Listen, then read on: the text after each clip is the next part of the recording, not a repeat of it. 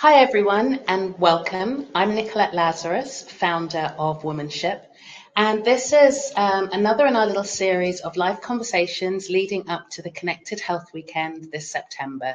In these intimate chats, we go behind the mic, getting to know the incredible humans who'll be on the stage for the event, not just their job titles and qualifications, but the soul behind what they do. And the people who help us rethink how we live, feel, connect, and in a womanship way, help us worry less. And in Amanda's case, come back to ourselves. So I'm really happy to welcome today's guest, Amanda MacRae. Amanda is a somatic coach and the founder of Be Your Total Self, and someone who so many women I know in Amsterdam hold in extremely high regard. And she built her business through word of mouth. I mean, I think she's only just got a website page up. Everything came through connection and word of mouth and the amazing services that she delivers and results for her clients. So thank you very much for being here with me today, Amanda. It's such a pleasure to share the space with you.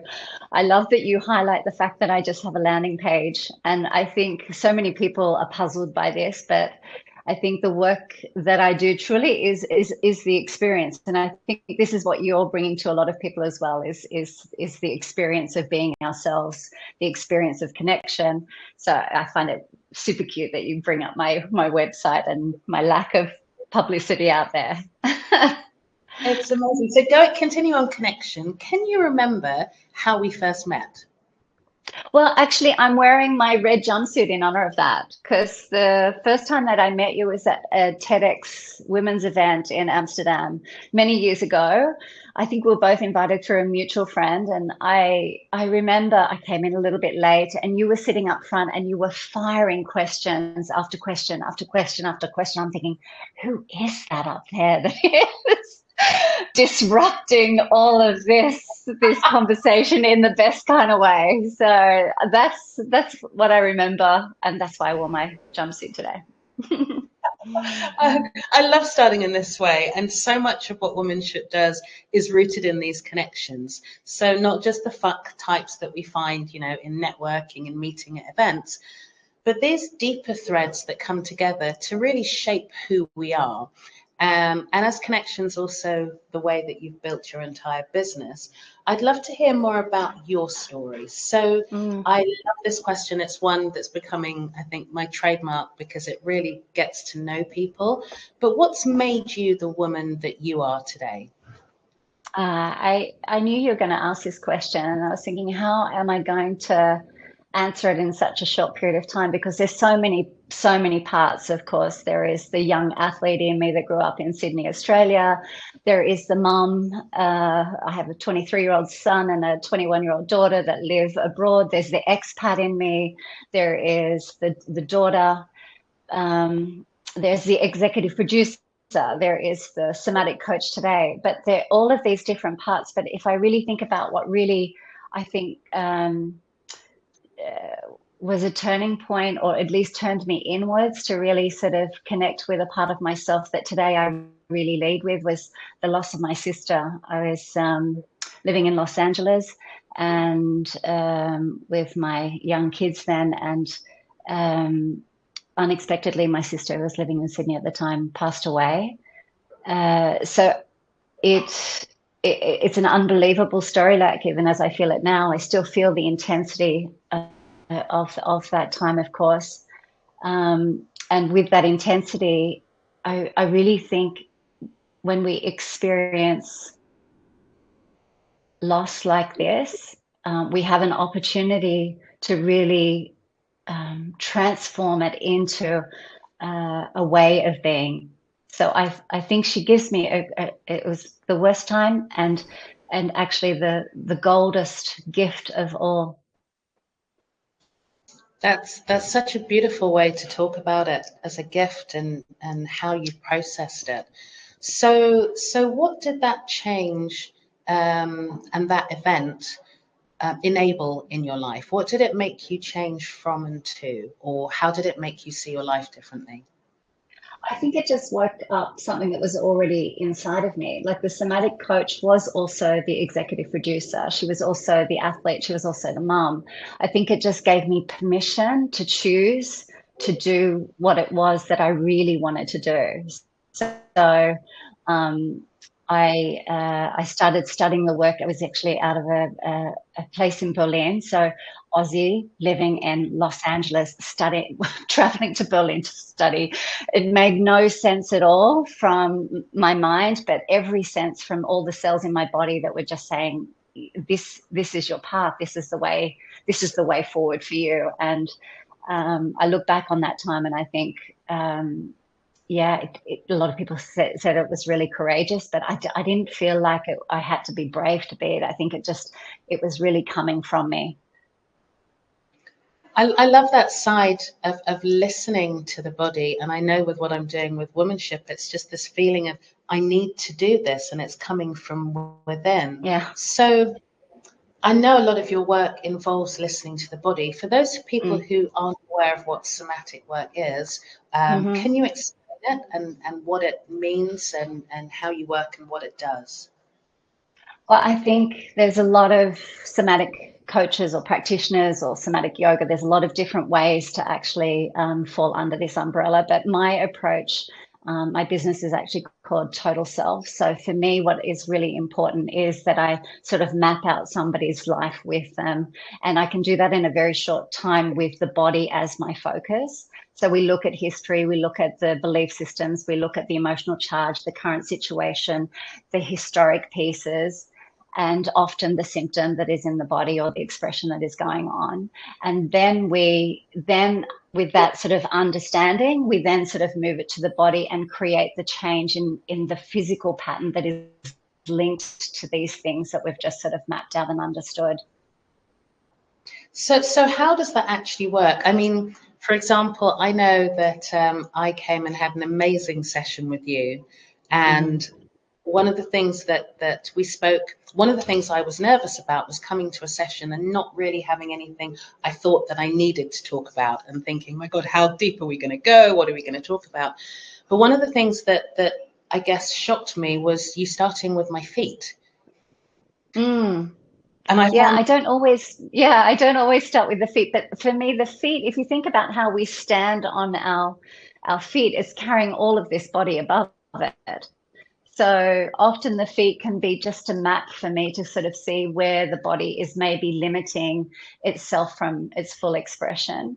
But we can do the same by just looking at somebody's physical body, or even just asking questions, not necessarily what I see with my eyes, but also what we sense and perceive alongside of each other when we feel into our shoulder or into our jaw or into the back of the neck. There's a lot that the body is telling us all of the time. So with the right kind of questions and the right kind of inquiry, we can get to something really rapidly that is quite deep, because these beautiful bodies of ours have kept score, and they're wired to survive. They're wired for emotional connection. So there's a lot of patterning there that if we just sort of open the door of the pattern, we can access a great deal of ourselves. So there seems to be a bit of a disconnection between women and how we're feeling, especially in midlife. Is that something you see in your work? Women and how we're feeling. What do you mean by that? The disconnect between? Just disconnected from what's going on around us. I think we feel there's a mind-body disconnect, maybe. Yeah. Okay, I better understand now. So I think what sometimes happens is this, it feels like confusion, like with our aging bodies, like they are feeling different things. There's different signals, there's different sensations, and our way of coping with it. So whether it is an emotional sensation or a physical sensation, our coping mechanisms that we learnt from a very young time and place start to kick in. So often we will disassociate, often we will run over the top of, often we will avoid. So many times what the first thing is that I would be teaching somebody that it's experiencing this disconnect is actually just to connect. To feel what is, to notice what is. And then from there, we can sort of make some very different decisions, and generally more empowered decisions in how we meet ourselves. So what do you wish women knew more about or trusted more about their bodies and I guess their own inner selves or inner voice? Well, I think for women, I think biologically we are maternal, and so we are naturally drawn to the external world. So I think what I would wish is that we knew how to feel what we feel alongside of the other. So this is something that often is a fundamental lesson that I'm teaching men and women, by the way. Yeah, it's not just our maternal instinct, it is our sensitive nature as humans. So, but what I would really wish is that we could really trust what we feel alongside of what is going on. Life is unpredictable. People are untrustworthy. We walk into unsafe environments. But if we can really embody trust of self, then I think how we move is from a place where we don't suffer. I think it's really interesting how often we do have this feeling of almost gut feel of internal knowing. And as women, I think we have it very strongly, but often we disregard it because we don't trust ourselves. Yeah. And I guess by knowing our own, trusting that is the strongest inner guide, I think, that I've found. Yeah, I think this is what I was referring to, that in my grief process, it took me inwards. I had nothing, I couldn't go outside. I had to go deep towards myself and really feel this desire to wanting to help a lot of people. Like I kept minimizing that. It was all, that whisper was always there, but I just never really gave it a lot of space alongside of my busy life as the working mom and as the producer that was looking to create and build a business. So I think often we just need to be able to give ourselves that permission to go inwards. And I would really hope that we don't have to have the crisis that generally leads people to that, but actually we can choose for it. And it is that sort of permission of self-care and wanting to further understand ourselves that I think we can so often be missing in our busy lives. Actually, what is it that we need and we want as an individual? So a question about people who come to see you and the types of things they come to see you for, the types of shifts that you actually work with. Can you give us some examples of how that can work? Yeah, I think my client list is varied, and the length of a process is really varied as well. So people are often coming with a transformation that's needed. So they may be an expat that's just landed, or they may be somebody that actually is going through divorce, or that they're feeling a strong symptom, they're in burnout. It doesn't always need to be negative either. It can be somebody that's writing a book, or somebody inside of a creative process putting on an exhibition, a CEO that's actually bringing about change in their organization. There's very many reasons why somebody will come into the work. But if I think about the topic of that, most of the people that would be on this platform is they're coming in because they have brain fog, or they have fatigue, or they're suffering from insomnia, or they've got a lack of energy. So many different things. But I think what I would say, the overarching thing that will pull somebody to do the kind of work that I'm offering is curiosity. It's like that there's a waking up. They hear about the work. It's a bit like how you showed up. It was just like somebody said, I need to come and have a session. You didn't read about it. You were like, oh, I'm pulled to it. And it felt amazing in terms of that transformation in trust of myself. Yeah, and it's pretty, I think what I want to highlight too, and I think you can probably agree to it from your session, is what's really, I think, different from other coaching or other methodologies is that in the body we can experience a certain kind of intensity. Yeah, like I was in a psychological process, and I have so many psychologists that I work with and that I love, and I have my own psychology process because there is such a need for the understanding piece. but I was really stuck in my grief process, unable to feel the intensity of that loss or the intensity of how to move forward without it. And then from the body, what we can do is we can actually allow ourselves to have all of that past, present, and the future in the sensations.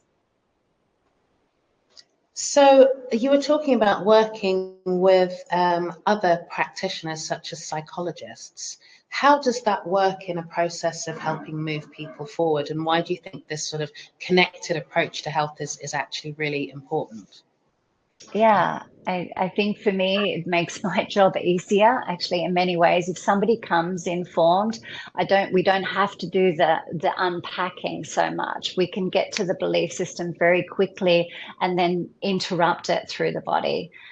So I love having an informed client, but of course, in saying that, also many times people come without the full understanding of what they're carrying in their bodies.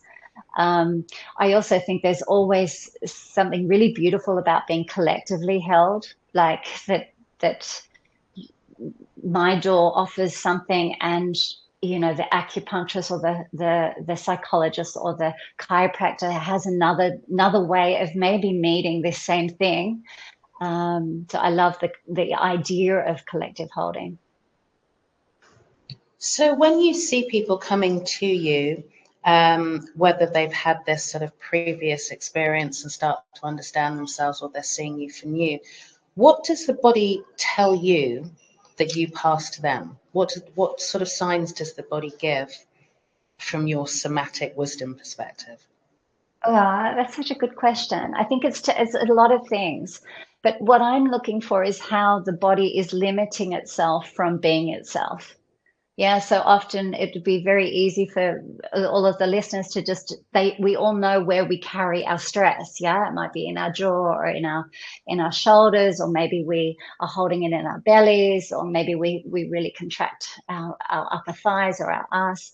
These areas are the areas that are holding, let's say, an expression of fear or a resistance or an effort that is not really so necessarily permanently in that constant place of doing. So what I see is that contraction is actually limiting the individual from having access to more of themselves. Like when you said before, you could have actually been at another location, but actually you took on today's meeting where you were, beautifully where you are. What I saw was actually you had the option to be able to see that this was possible.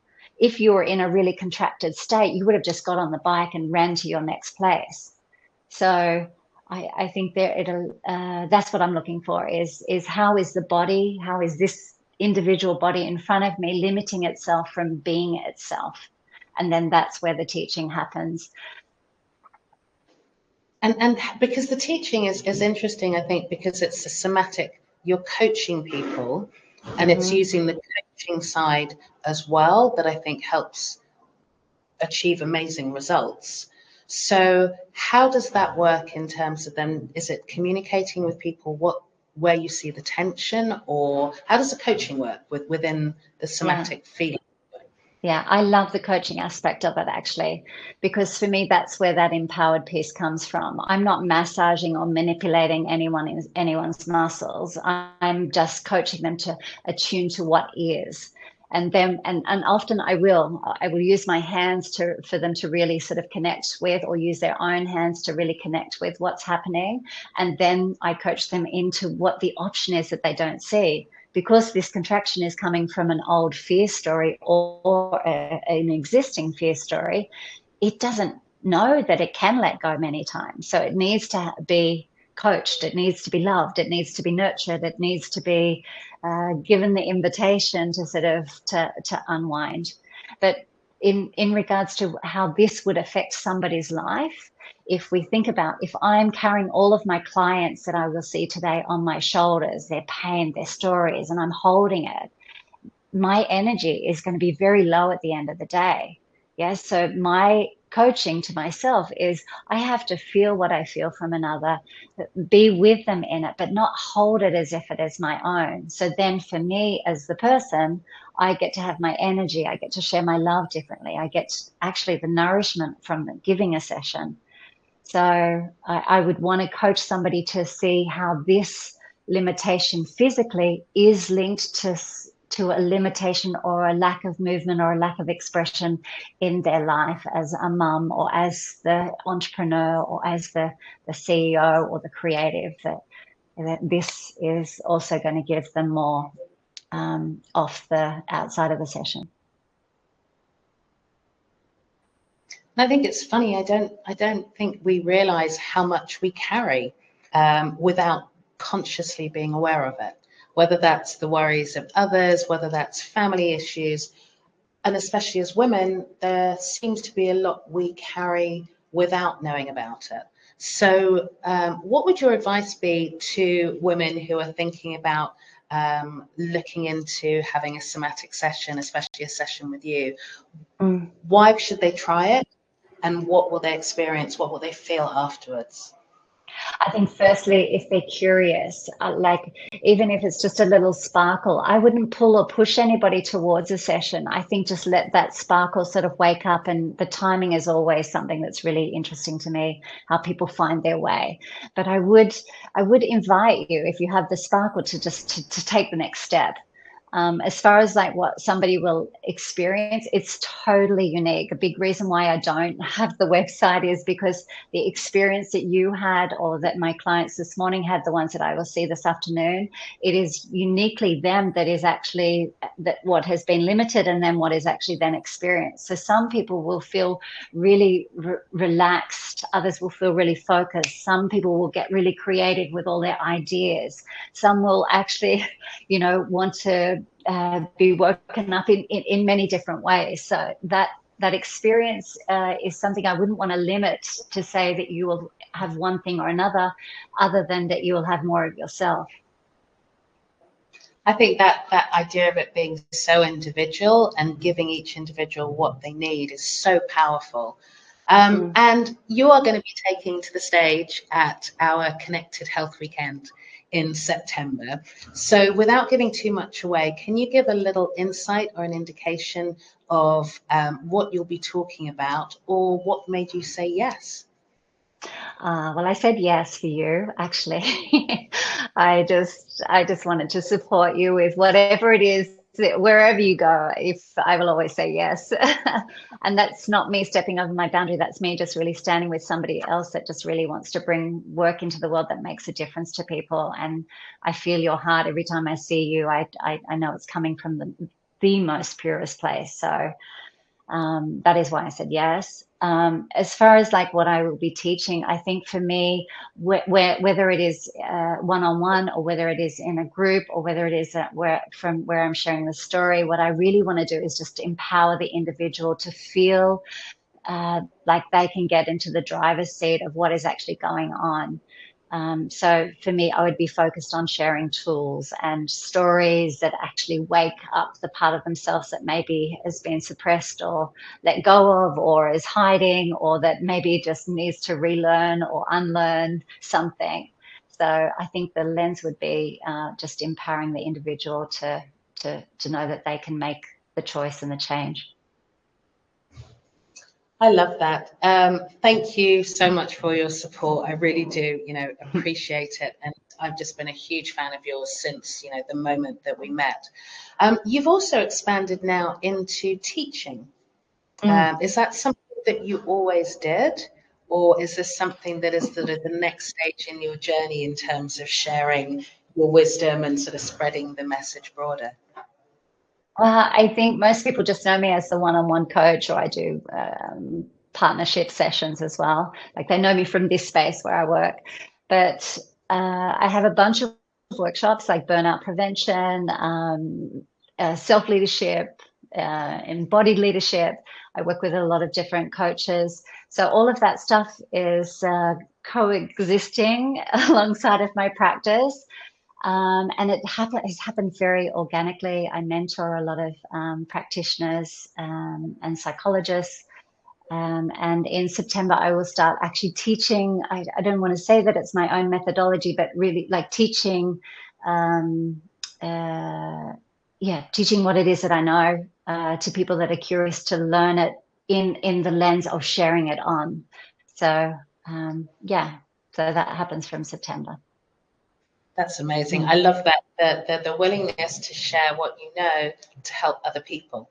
It's an amazing drive that I see in you and see in so many other practitioners. It's not just the work that they do, it's this bigger purpose of making people, you know, worry less, as we would say, helping people improve their lives. And I just find that magical to come across people like you who do that. So if people are interested in finding out more about what you do, how can they find you? Or is it just, as I think a lot of people do, hear the amazing stories that people tell about you and the changes that they've made and take that risk and just book an appointment? Yeah, so you can, my company is Be Your Total Self. I have the Instagram and I'm on LinkedIn, and I have my landing page that you can find me there. You can find me obviously on your platform as well. But what I would also like to say is that there is like when I first started, there was only a handful of practitioners actually in the Netherlands when I arrived here. There's now a broader group of practitioners that all offer different, let's say, not necessarily just different approaches, but they're different personalities. So I can also put people in contact with other practitioners as well if I don't make sense to them, but for them just to at least know that there is options. So reach out to me on one of these channels, and I will see how I can support people to sort of experiencing the work. And I think that generosity really speaks to who you are as a person, but also to the fact that everybody needs something individual, and the practitioner or the approach that's right for me is not going to be right for anybody else. And I really, really do encourage women, and that's part of what the weekend is about, and choose the routes that are right for you and mapping your own individual journey. So I think that's really important. So what does a day look like, just before we finish up, what does a day look like for you in terms of a normal work day? So one of my innate capacities is I have a lot of energy, just naturally, if I'm in that place of effortlessness. So I do see a lot of clients. So I feel a bit shy sort of sharing it. So I start at 8:30, I finish at 5:30, and I'm back to back with clients on that. Fridays is my days that I do workshops and I do collaborations and I do some of the strategic thinking. But sort of Monday to Thursday, I'm here at the Practice at Room of Ideas. And I just see as many people as I can. I find it very hard to also not fill the 5:30 slot if somebody is actually in need. So a day to day, I'm with beautiful individuals back to back, teaching them, learning with them, sharing with them what I know and what it is that I see, and encouraging them to feel into what that brings them.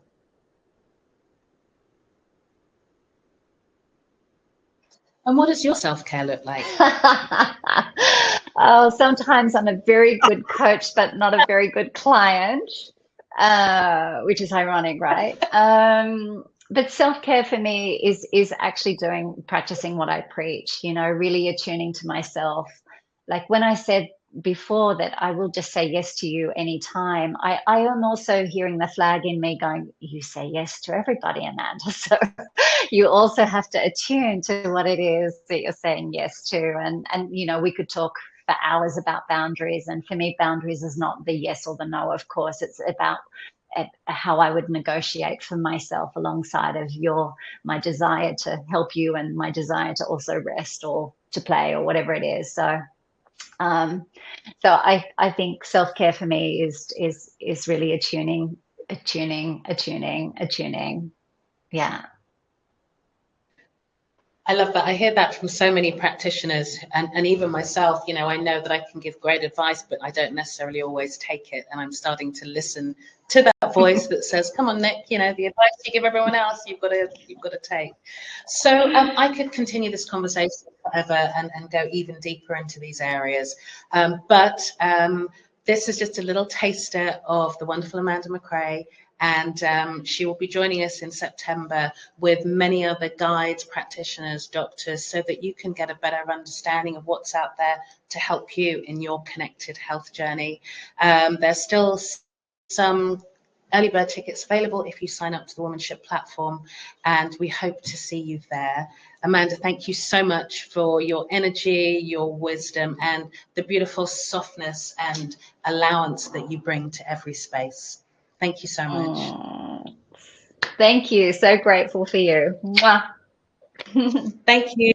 Thank you to everybody who tuned in and to anybody who's listening to this on our replay. Yeah. Bye.